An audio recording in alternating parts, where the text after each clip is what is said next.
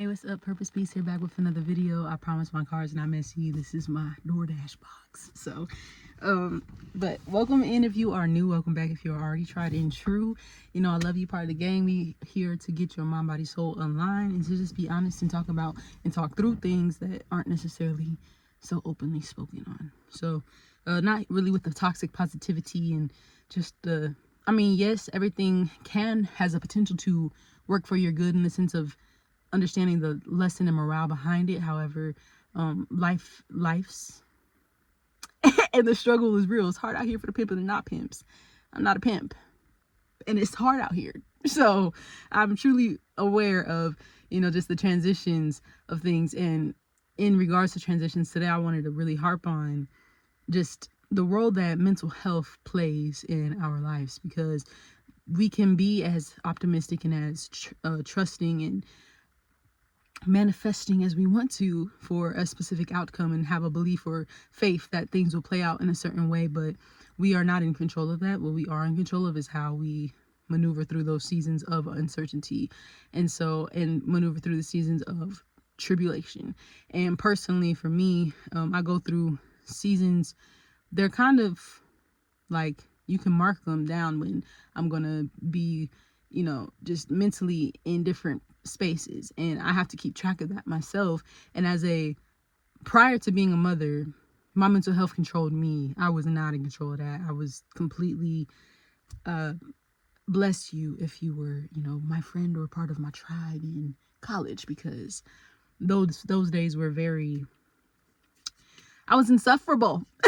I would say that now I definitely have more, I don't identify as, I don't label myself. I don't claim these things because I am not them. I am stronger than them. And they are chemical combustions in my mind and explosions that I did not concoct. I cannot control. I cannot help. But what I can help is my response. And so my art, in the same way that it drives my art, it also extracts the life from me. And from like age 7, I was talking about writing, playing piano till I died, and just different depressive things, because I felt like a burden, because I felt very, I just didn't want to take up space, didn't know why I was here, didn't want to be here. And I think that those thoughts are difficult to battle.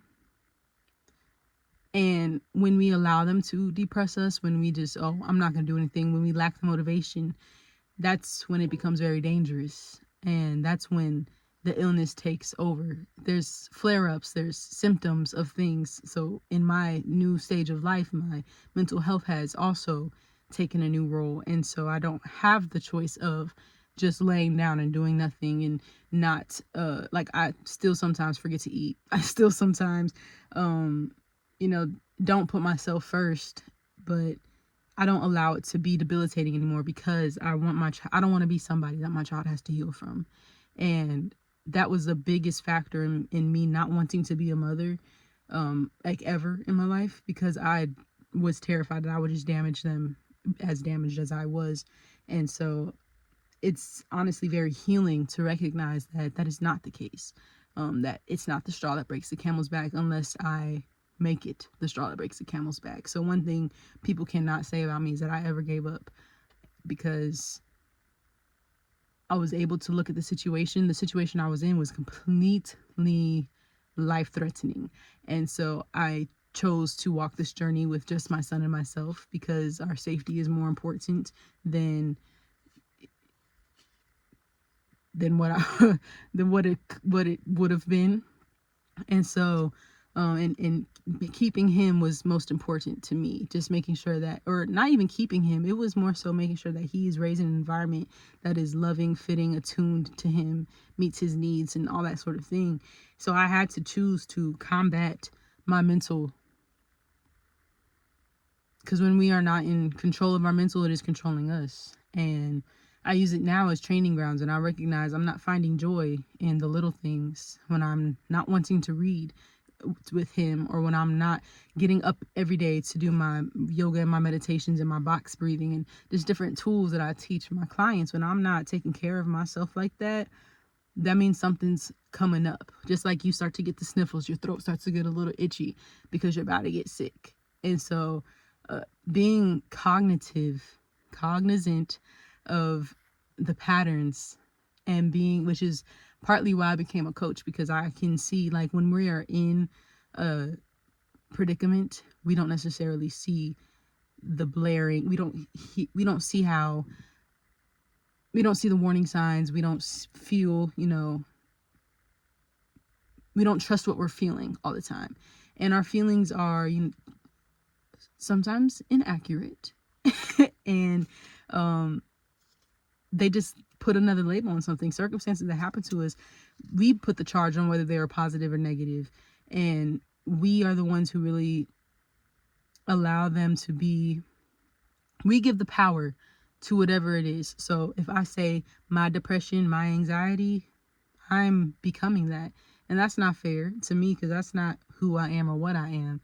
But when we allow ourselves to be overcame by these elements, which to me, it's like, those are low-key demonic forces. No heavenly force, no positive vibration is going to tell you that you don't belong here and things like that. So it's like, when people say they're fighting their demons, that's not like always just possession or different, like lust. Like, it's different things. It could be adequacy, it could be confidence, it could be all kinds of different things. And so taking ownership and reminding ourselves of who we are, that's it. And not even just remind us of who we are, like recognizing the state that we are in.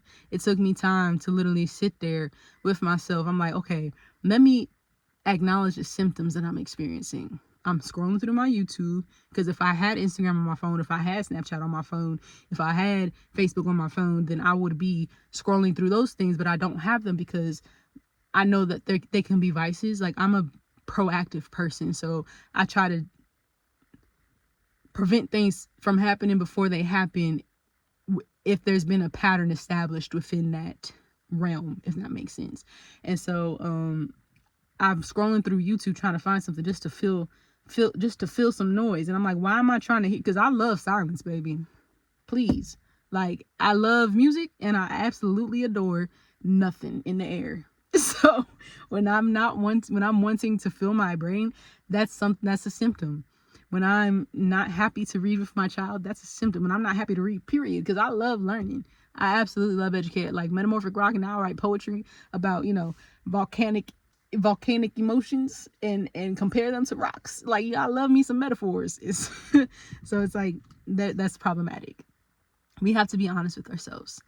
And we have to be honest that even in these seasons where maybe we're less consistent, I'm less consistent when I'm like, I found myself almost going back into survival mode, because I've literally been grinding so hard, because there's been a lot of tribulation in my life for a long period of time, it feels like.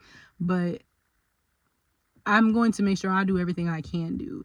And that also includes taking care of myself. That also means that I have to make sure that, like, if I'm going to DoorDash, when I tell y'all I worked 72 hours in like 4 days, like that's a lot. Was that 72, 36? No, it was 36 hours in 4 days.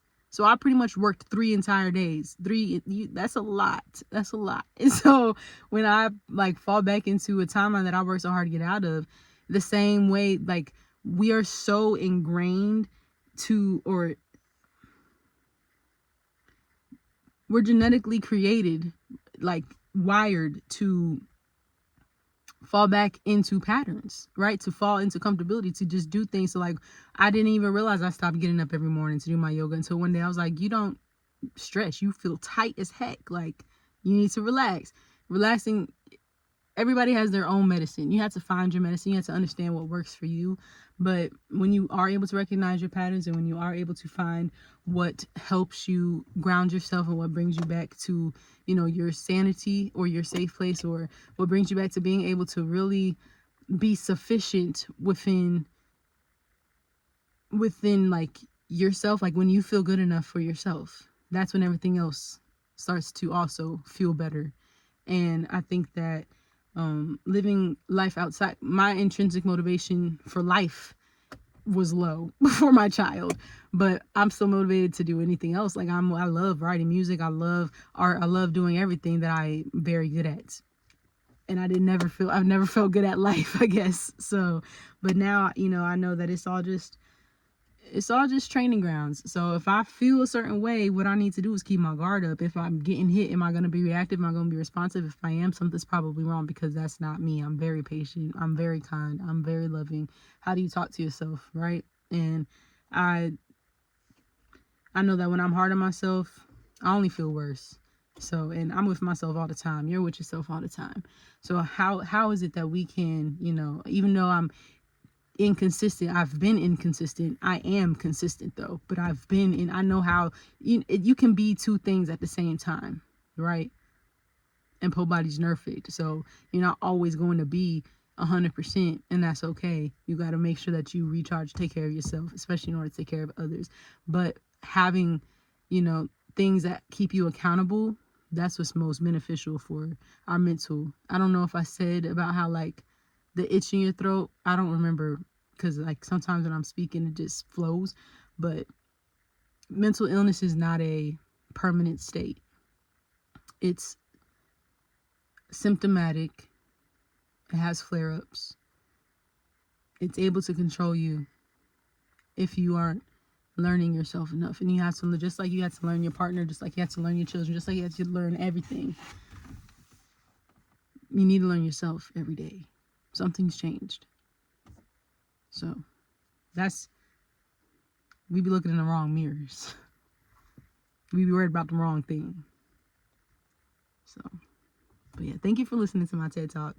And I hate looking in the mirror physically, honestly, if I'm going to be honest. That's why I don't be looking at the camera. I be looking right here, which is still looking at myself, but it's more so I'm looking at like decorations and the different things on my screen and stuff like that, because I don't know, sometimes facing myself is hard, but that's mostly when I'm in a season that I'm not acknowledging within myself too, because I can see everything that I don't want to.